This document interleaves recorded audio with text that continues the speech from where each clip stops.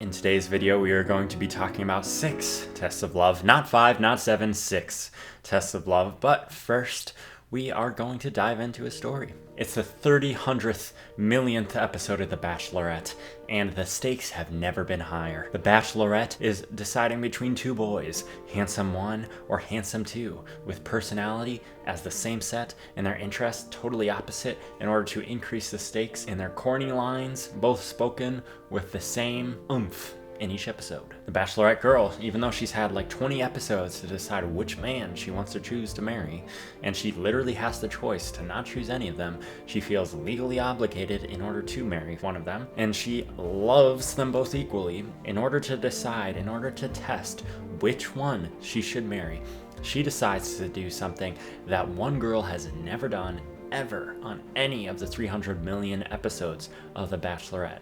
She grabs her one and only rose, and she takes it and begins picking petal after petal, saying Jimmy, Tommy, Jimmy, Tommy.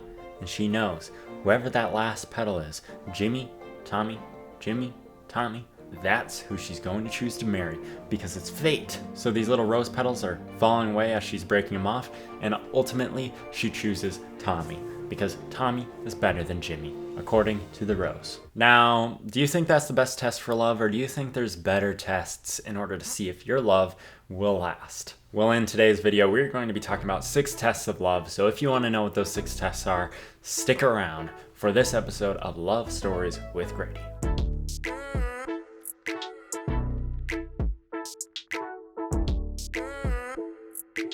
Hola, I'm Grady Wiseorg, and I'm a 22-year-old man here to chat about your relational game plan. All right, let's go. Let's get this rolling and talking about the 6 tests of love. How can you test love? How can you tell it's the real thing? How can you tell if your love is enough to marry on?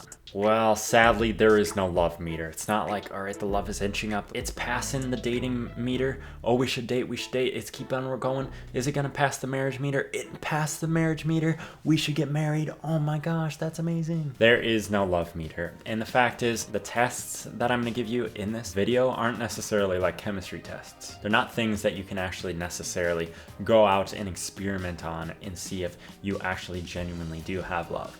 Most of these are thought experiments to make you think, to make you analyze, to make you understand, all right, is this love that I'm feeling making sense in my brain?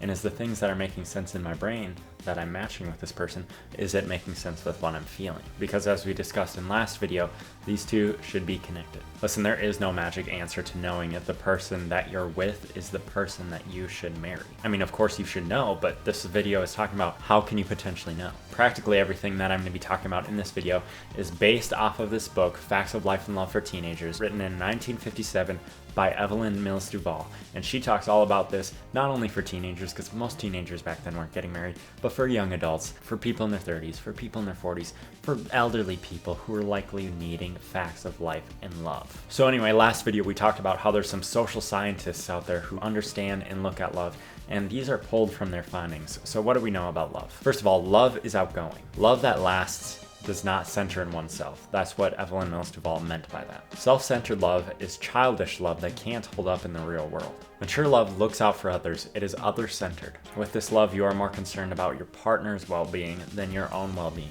You're more worried about their interests than your own selfish interests. Pride is put to the side and you're promoting whatever is best for that other person. And if what's best for them truly isn't what's best for you, then why are you with them to begin with?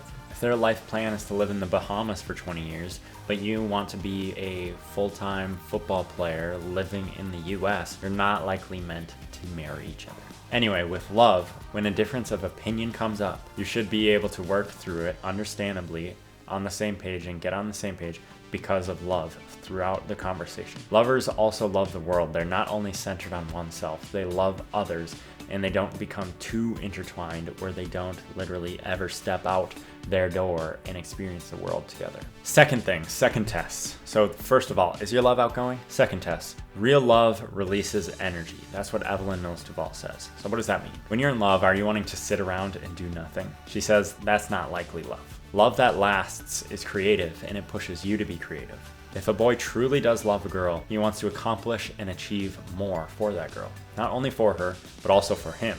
His efforts are now doubled because he's doing it for 2 people rather than just 1. He wants to amount to something for her sake and his own. Their common hopes and dreams stimulate both of them to be more productive than they would have normally been alone. Much of our motivation comes from wanting to please someone that we love. Our drives and our dreams thrive on the wish to live up to the hopes and expectations of the ones we love. So, second question, is your love releasing energy, or is it just making you want to be hanging out, sitting around, doing nothing except, paying attention to the partner, right? If you're putting the rest of your life on hold just for that one person, might be bad news. Test number 3, love wants to share. When you love someone, you want to share your thoughts with them. You want to go on and on and on and on and on and on and on and on and on and on and on and on about the things that interest you, because you love them and you want them to love the same things that you love, or you hope that they love the same things that you love, or you at least want them to love the fact that you love the things that you love. You want to share your feelings and your attitudes about things. The book says that lovers rarely lack things to talk about, and they want to share all about their days with each other. And the book says that every topic seems to be more interesting when you're talking to the person that you genuinely care about. So the third question to ask is, do I genuinely love sharing my life with this person? And does this person genuinely love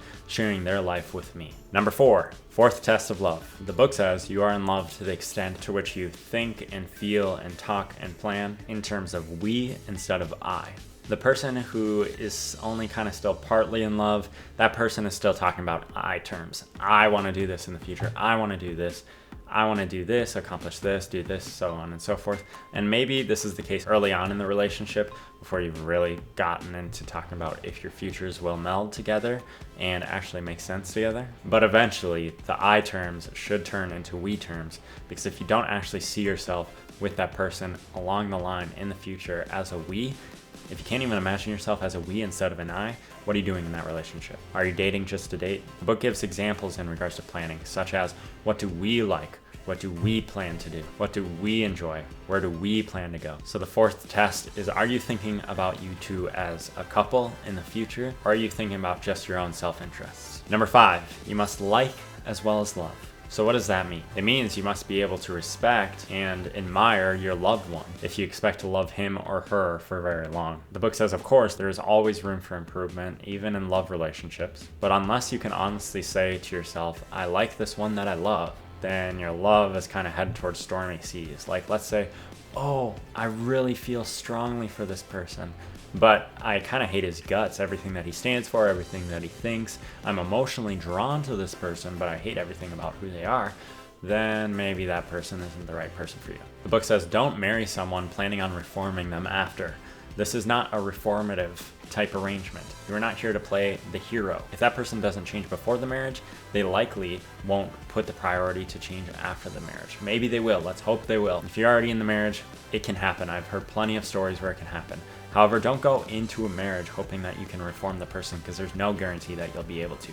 So would you marry the person as they are now if they stayed that way? If not, you might not want to end up with them. The book says if you don't like them as they are now, don't marry them. So fifth question, fifth test, do you actually like the person that you love? And finally, number 6, the 6th test of love. The book says time is the surest test. And that is true to some extent, I would say. Like, time definitely does matter. With time, you see different people in different areas of their life, different life situations, so on and so forth. However, this is kind of interesting because since I write, I learn a lot about authors. And there's an author out there, his name is Brandon Sanderson, and he said, I write a whole bunch, like I publish a whole bunch, and people say, how are you able to put this all out there? You know, authors have books come out like every 5 years or something, and you're having these massive epics come out all of the time. And Brandon Sanderson simply says, I don't necessarily write more than anyone else, I just spend more time writing than other people. And the book didn't even talk about this, but time will tell.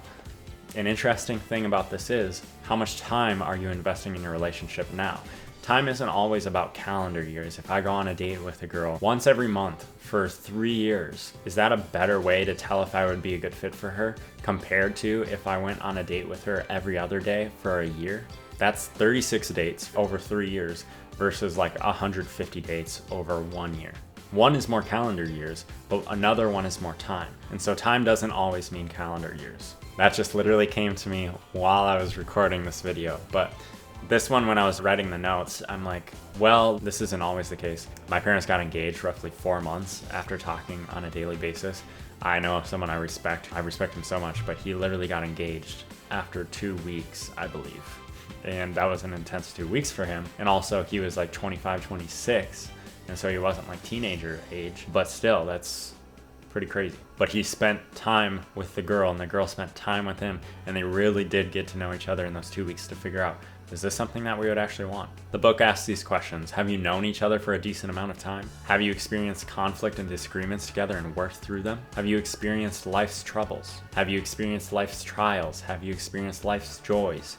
All of these things are good things to experience with the person you're potentially going to marry. If you never experienced a trial with them, that doesn't mean you can't marry them. I know someone who did get married and they never had an argument before they got married, and they're still married today. And they had an argument after they got married, but probably more than one. But it's good to experience different things with the person you're potentially going to get married to before you decide to get married to them. So here's the deal. There's no such thing as a quick and easy test. However, all you can do is decide to, hey, let's figure this out. Let's ask ourselves about these 6 things, which I will give you a review for. Number 1, is your love outgoing? Number 2, is your love releasing energy, or are you just staying complacent at a standstill in your life? Number 3, does your love make you want to share with each other? Number 4, is your love giving you a we feeling? You're thinking about you two in the future, we in the future. Number 5, do you like this person as much as you love them? Do you like this person as well as love them? And number 6, have you invested time, quality time, not quantity of time necessarily. Quantity of time doesn't necessarily matter as much as quality time. Have you spent quality time in order to figure out who this person is? And I can't answer these questions for you. You have to decide for yourself the answers for these things. But I wish you the best. Now, I will wrap up this video by saying thank you for watching. You are awesome. And I would love for you to comment below on if you think of another test. Is there something else that someone should look at when they're considering, do I actually love this person? Comment below and let me know. Also subscribe, because the next video that I post will be quite probably controversial, and I am slightly hesitant about talking about it, but it's going to definitely be interesting to discuss. So you don't want to miss out on that one. All right, friends, adios and have a fantastic night.